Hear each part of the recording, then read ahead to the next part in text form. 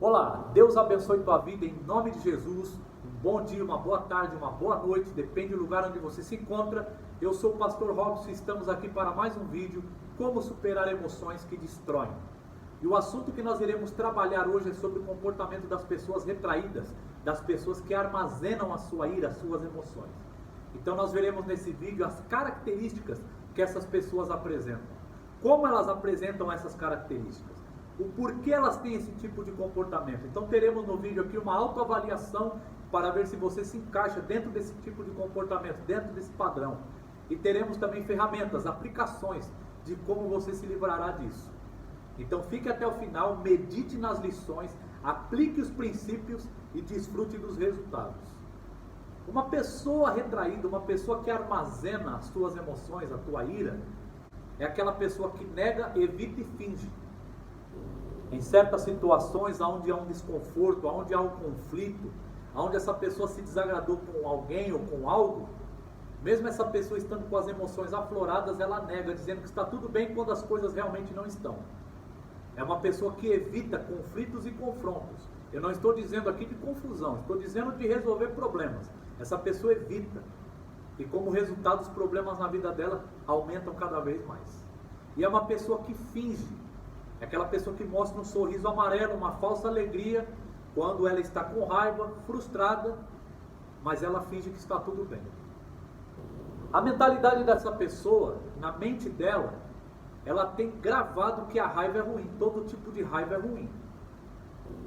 Eu disse outrora aqui em outros vídeos, que a água ela mata a sede e mata afogado, depende de como você usa ela. O fogo, ele esquenta o alimento na tua casa ou ele incendeia uma floresta, depende de como você usa ele. Efésios capítulo de número 4, versículo de número 26 e 27 diz assim: irai-vos e não pequeis, não ponhais o sol sobre a vossa ira, não deis lugar ao diabo. A ira faz parte da natureza humana. Eu posso usar a minha ira de forma correta, para solucionar um problema. Eu posso me levantar contra uma injustiça, eu posso ficar irado com um comportamento errôneo, e eu posso usar isso de maneira produtiva. Jesus odiou o pecado, por isso ele deu a vida e morreu para destruí-lo. Por isso que Efésios 4, 26, 27 diz: irai-vos e não pequeis, não deis lugar ao diabo. A ira faz parte da natureza humana. O que eu não posso é alimentar a minha ira de tal ponto a dar oportunidade ao pecado e ocasião para o diabo trazer destruição em cima da minha ira. Mas eu posso usá-la de maneira correta, de maneira sábia, para resolver problemas, para resolver conflitos, para solucionar. Não é porque você evita ou finge que um problema não existe que ele deixa de existir. Ele continua existindo. As pessoas retraídas, as pessoas que armazenam, elas têm tendência a evitar, fingir e negar. Mas não é por isso que as coisas deixam de existir, deixam de acontecer. Ao contrário, elas vão criando mais força ainda. Por isso essa sabedoria, essa maturidade de resolver de maneira correta. E algum dos motivos que essas pessoas exibem esse tipo de comportamento, essas características, primeiro é porque elas têm inculcado em suas mentalidades que a raiva é algo tão ruim, algo tão destrutivo, que ter as emoções afloradas é algo tão mal, que quando elas se iram com alguma coisa, elas já acham que Deus irá puni-las e irá castigá-las. Segundo, porque elas temem a rejeição alheia. Estão sempre preocupadas com o que as pessoas vão achar ou vão pensar sobre elas, tirando suas conclusões antes mesmo de expor seus pontos de vista e a sua opinião sobre um tipo de assunto. E terceiro, porque elas já tiveram no passado alguma experiência negativa em situações que envolveram a raiva, a ira, as emoções, que agora para elas todo tipo de situação e algum sentimento desse é algo ruim que deve ser totalmente evitado. E como já foi dito no início do vídeo, essas pessoas, elas negam, evitam e fingem, então elas acabam criando uma máscara em si mesmas. É como aquele ator que sobe no palco, alegra toda a plateia, diverte toda a plateia, mostra uma falsa alegria, mas por dentro ele está todo destruído, está frustrado, com depressão, doente. Nós vemos muito isso claramente no mundo artístico e ao nosso redor. Então se essa pessoa não trata, se essa pessoa não procura ajuda, é isso que acontece com ela. Ela começa a ter aquele sorriso amarelo diante das situações, em público ela mostra uma falsa alegria, mas dentro ela está totalmente destruída. E isso, se não é curado, se não é resolvido, se não é tratado, vai afetando cada vez mais o círculo de convívio dela com as pessoas, inclusive familiar, inclusive no casamento. É aquela pessoa que tem um problema para resolver no casamento, mas ela vai prorrogando, procrastinando, até criar uma bola de neve e destruir o lar dela, os filhos, todo mundo paga o preço. E eu vou lhe dar um conselho muito importante aqui. Problemas no casamento devem ser resolvidos, não fingidos, não evitados, não negados. Quando há um problema no teu casamento, que todo casamento tem problema, você deve resolvê-lo. Não leve esse problema para a cama. Não prorrogue, não procrastine. Trate as claras, olho no olho, fale a verdade. Por mais difícil que seja, por mais desconfortável que seja, eu lhe garanto, se você tratar o problema na hora e resolvê-lo, você vai evitar uma destruição futura. Guarde isso com você. E agora nós vamos ver alguns resultados, algumas consequências que essas pessoas colhem. E mais do que isso, eu quero que você preste atenção minuciosamente nos detalhes, porque as consequências, os resultados aqui são cronológicos. Ele vai num segmento, uma coisa vai levando a outra. Preste muita atenção nisso daqui. A primeira consequência, o primeiro resultado, essa pessoa se torna uma pessoa solitária. Ela se torna uma pessoa isolada. Mesmo que ela esteja no convívio social. Ela tenta às vezes se isolar até dela mesma, mas não consegue. Provérbios capítulo 18, versículo 1 diz assim: o solitário busca o teu próprio interesse, e ele insurge contra a verdadeira sabedoria. Então isso não é sábio. Isso é buscar o próprio interesse, porque a pessoa que armazena suas emoções, a pessoa que ela é retraída, ela não consegue desenvolver uma conversa, ela não consegue resolver um conflito, ela não consegue expor as suas opiniões de maneira produtiva. Então é melhor para ela fazer o quê? Evitar, fugir, negar. Isso faz mal para ela insurge contra a verdadeira sabedoria. Consequentemente, ela acaba redirecionando as suas emoções, suas frustrações, tudo para ela mesma, tudo em cima dela mesma. E consequentemente, o que acaba acontecendo com essa pessoa? Ela se torna uma pessoa manipulada, não pela responsabilidade dos outros, mas por ela mesma. O fato dela não conseguir lidar, se socializar, resolver conflitos, ela acaba fazendo o quê? Se tornando manipulada nas situações, ela acaba culpando as pessoas pela responsabilidade que somente ela tem por ela mesma. Ela é o obstáculo dela e não as outras pessoas. E consequentemente, isso vai agravar a um ressentimento. Se torna uma pessoa ressentida, uma pessoa magoada. É aquela pessoa que toma um copo de veneno e quer que o outro morre. É aquela pessoa que não quer nem ouvir o nome da outra, não quer nem ver a outra, mas está com ela no travesseiro quando vai para a cama dormir. Não tira a pessoa do pensamento. E isso agrava com doenças físicas e emocionais, como depressão, desânimo, úlceras, dores de cabeça, tensão muscular, insônia, câncer. Existe um câncer chamado câncer galopante. É um câncer decorrente da mágoa, recorrente do ressentimento. E na verdade, quando um médico faz uma profunda avaliação em um paciente com câncer, se ele detalhar ali profundamente a vida dessa pessoa, ele vai ver que nos últimos 2 anos essa pessoa passou por algum tipo de frustração muito grande, alguma mágoa e algum ressentimento. Então isso é muito sério. E agora nós vamos fazer uma autoavaliação. Você vai se autoavaliar e ver se encaixa dentro desses parâmetros, dentro dessas características de uma pessoa retraída, de uma pessoa que armazena suas emoções. Pergunta número 1. Mesmo consciente da tua ira, da tua frustração, você é aquela pessoa que não gosta que os outros saibam disso? Segunda pergunta. Publicamente, quando você está frustrada, você finge que está tudo bem? Terceira pergunta. Você é tão reservado que chega ao ponto de não pedir ajuda quando precisa? Quarta pergunta.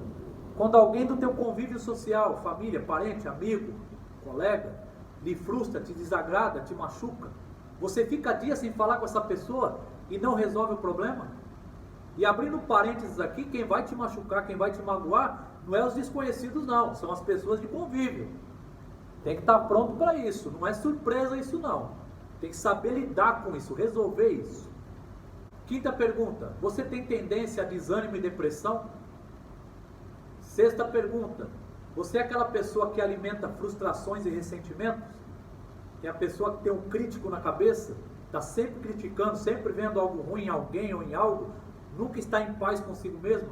Sétima pergunta: você sofre de algum tipo de doença que eu mencionei anteriormente, como tensão muscular, úlcera, dores de cabeça ou insônia? Oitava pergunta: você tem dúvida do teu ponto de vista, das suas convicções? Não tem certeza delas? Nona pergunta: diante de um conflito, diante de uma situação desconfortável, você é uma pessoa que se sente paralisada? E décima pergunta: você é aquela pessoa que permite que pequenas coisas, pequenos desagrados estraguem o teu dia? Já carrega toda a culpa, todo o fardo por um pequeno acontecimento? Um olhar torto já estragou o teu dia? É onde eu digo que essas pessoas se tornam manipuladas, que o que vem exteriormente afeta elas de tal maneira que elas se paralisam, não faz o que devem fazer, não conclui o que devem concluir, porque o de fora conseguiu manipular ela, que não tem domínio próprio, que não consegue administrar as suas emoções. E é por isso que estamos aqui, e agora nós vamos para as aplicações. E a primeira aplicação, a primeira ferramenta muito importante para as pessoas retraídas, as pessoas que armazenam seus sentimentos, as suas emoções, é ter convicção e certeza que a ira, a raiva, as emoções negativas, elas fazem parte da natureza humana. É você aprender a usar, como eu disse, da água e do fogo. A água mata a tua sede ou mata afogado. O fogo esquenta o alimento na tua casa ou incendeia uma floresta. A mesma coisa a ira. Você tem que ter domínio próprio, administrar isso para resolver problemas, resolver conflitos, solucionar. Então toda vez que você se sentir irado, se sentir nervoso, se sentir com as emoções afloradas, traga solução. Você pode se levantar contra uma injustiça e obter bom resultado, trabalhar em cima disso para trazer coisas benéficas. Você pode se irar contra um comportamento errôneo teu e trabalhar em cima disso para poder obter bom êxito. Então é como você usa isso. E a segunda aplicação é você pedir ajuda, conselhos. Não opiniões. Opinião todo mundo tem a tua, é conselho. Uma pessoa que já obteve êxito na área que você está precisando. E ela pode te aconselhar. Uma pessoa que lhe ama, que se importa, que cuida de você. Você não precisa cair no buraco para saber que tem um buraco. Alguém pode te aconselhar que ali tem um buraco e você não precisa passar por ele.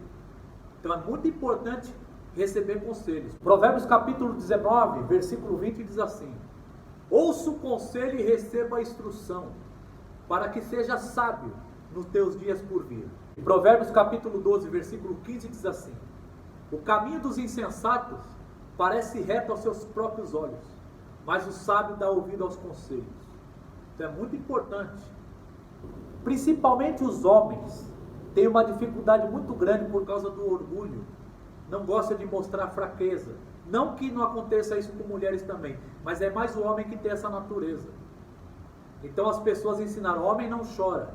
Aí o homem não chora, não expõe suas emoções, acaba agravando um câncer, perde a tua vida cedo porque não soube expor, não soube pedir ajuda, não pediu conselho. E outro erro muito grave que o ser humano em geral comete, mas mais uma ênfase eu dou para os homens: só pede ajuda quando já está no fundo do poço, sendo que ele poderia ter evitado muitos problemas se ele pedisse conselho antes, mas ele vai pedir quando ele está no fundo do poço. Enfim, a pessoa que é retraída, a pessoa que armazena sentimentos negativos, ela deve pedir ajuda, conselhos.